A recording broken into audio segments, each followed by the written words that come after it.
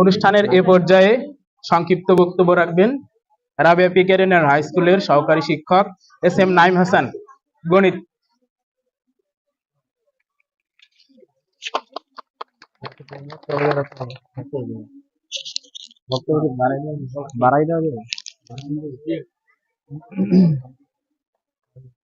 ধন্যবাদ সোহান স্যারকে। আজকে এখানে রাবেয়া প্রি ক্যাডেট হাই স্কুলের বার্ষিক পরীক্ষার ফলাফল অনুষ্ঠানে উপস্থিত আছেন রাবেয়া প্রি ক্যাডেট হাই স্কুলের মাননীয় সভাপতি, স্কুলের প্রতিষ্ঠাতা চেয়ারম্যান, প্রধান শিক্ষক সহ অন্যান্য আমার যারা সহকর্মী আছেন, এবং এখানে যারা উপস্থিত অভিভাবক বৃন্দ এবং আমার স্নেহের ছাত্রছাত্রী বৃন্দ, সবাইকে আমার শুভেচ্ছা এবং অভিনন্দন।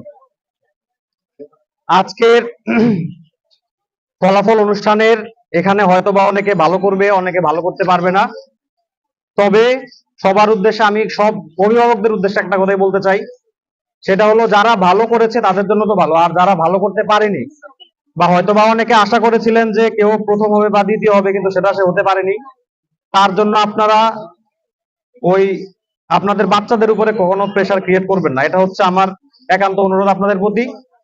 কারণ এই ফলাফলটা কিন্তু আমাদের হচ্ছে প্রথম, দ্বিতীয়, তৃতীয় এটা করা লাগবে, এই জন্য করা হয়েছে। কিন্তু আমরা যেটা দেখেছি মোটামুটি প্রাইমারি সেকশনের যারা আছে প্রায় সবাই ভালো করেছে। এখানে প্রথম, দ্বিতীয়, তৃতীয় করাটা খুবই ডিফিকাল্ট ছিল আমাদের জন্য, কিন্তু নিয়মের জন্য করা লাগছে প্রথম, দ্বিতীয়, তৃতীয়। এই জন্য আমি সবাইকে আন্তরিকভাবে বলবো যে যারা প্রথম, দ্বিতীয়, তৃতীয় বা চতুর্থ, পঞ্চম হতে পারোনি, তারা মন খারাপ করার কিছু নেই। তাই আমি বলবো যে ছাত্রছাত্রী যারা আছে এবং অভিভাবক, আপনারা কখনোই ছাত্রদের উপরে এই জিনিসটা বলবেন না যে কেন প্রথম হতে পারোনি বা দ্বিতীয় হতে পারোনি। ফলাফল যেটাই হোক, আমাদের মূল উদ্দেশ্য হচ্ছে শিক্ষা গ্রহণ করা। অবশ্যই আমরা স্কুলে আপনাদের সন্তানকে যেন ভালো শিক্ষায় শিক্ষিত হতে পারে, আমরা সেই বিষয়টা খেয়াল রাখি। আজকে দেখেন এখানে এই যে এত সুন্দর একটা পুরস্কারের আয়োজন কেন করা হয়েছে।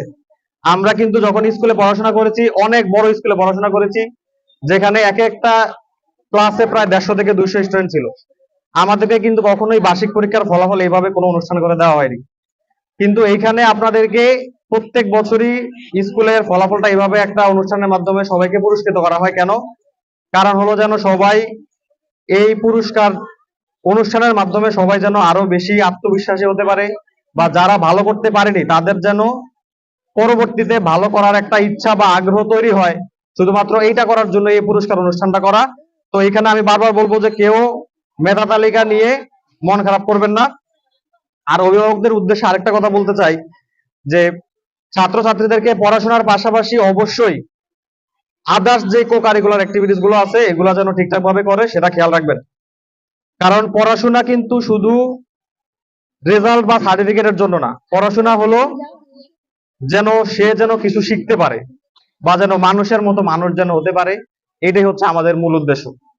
তাই পড়াশোনাটাকে অবশ্যই সার্টিফিকেট বা প্রথম হওয়া, দ্বিতীয় হওয়া বা তৃতীয় হওয়া এইটার মধ্যে বা এই প্রতিযোগিতার মধ্যে না রেখে যেন আপনার সন্তান যেন ভালো কিছু শিখতে পারে, সেটা খেয়াল রাখবেন। আর আরেকটা কথা বলতে চাই যে অনেক বাচ্চারাই আছেন বা বাবা মারা বাচ্চাদেরকে একটু বেশি আদর করেন, যার কারণে শাসনটা একটু কম করা হয়। তাই আমি বলবো যে একটু আদরের পাশাপাশি যদি একটু শাসন করেন তাহলে আমার মনে হয় আরেকটু ভালো হবে। কারণ আমরা ভাব সম্প্রসারণে পড়েছিলাম যে মাতৃস্নেহ ভালো, কিন্তু অধিক মাতৃস্নেহ সন্তানদের জন্য খুবই খারাপ। তাই আমি বলবো যে সন্তানদেরকে যেন পরনির্ভরশীল না হয় সেই বিষয়টা খেয়াল রাখবেন, তারা যেন নিজেরা কিছু করতে পারে সেটা খেয়াল রাখবেন। এবং এখন যেহেতু আধুনিক টেকনোলজির যুগ, টেকনোলজির সাথে সবাই অবশ্যই মানিয়ে নিবে, সেটা ঠিক আছে, কিন্তু এটা যেন অতিরিক্ত মাত্রায় বাড়াবাড়ি না হয়, যারা সন্তানদের ভবিষ্যতে খারাপের জন্য দায়ী। আমাদের হাই স্কুলের যে সেকশনটা আছে সেখানে আমি অনেক বাচ্চাদেরকে দেখি তারা পড়াশোনার চেয়ে বেশিরভাগ মোবাইলে গেমস বা এই ধরনের কাজগুলো বেশি করে। তো এইটা অবশ্যই আমাদের অভিভাবকদের আরো সচেতন হতে হবে। দেখেন আপনি হচ্ছে আপনার বাচ্চারা সবই করবে, সেটাতে আমাদের কোনো সমস্যা নেই, কিন্তু সেটার যেন একটা নির্দিষ্ট নিয়ম কাঠামো থাকে। পড়াশোনার সময় পড়াশোনা করবে, খেলাধুলার সময় অবশ্যই খেলাধুলা করতে হবে। শুধু এটা না যে বাসায় বসে বসে শুধু গেমস খেললো, কিন্তু প্রতিদিন একটা নিয়ম করে বাইরেও খেলাধুলা করার দরকার আছে। পাশাপাশি আপনাদের সন্তানদেরকে এটা খেয়াল রাখবেন যেন তারা একটা সুস্থ বিনোদন নিতে পারে, কারণ শুধু পড়াশোনা করলে হবে না, জীবনে বিনোদনের অনেক প্রয়োজন আছে।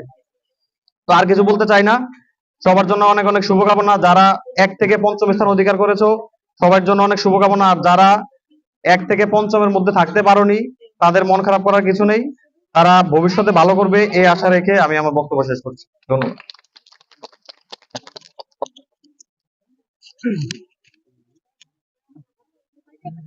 ধন্যবাদ নাইম স্যারকে তার মূল্যবান বক্তব্য দেওয়ার জন্য।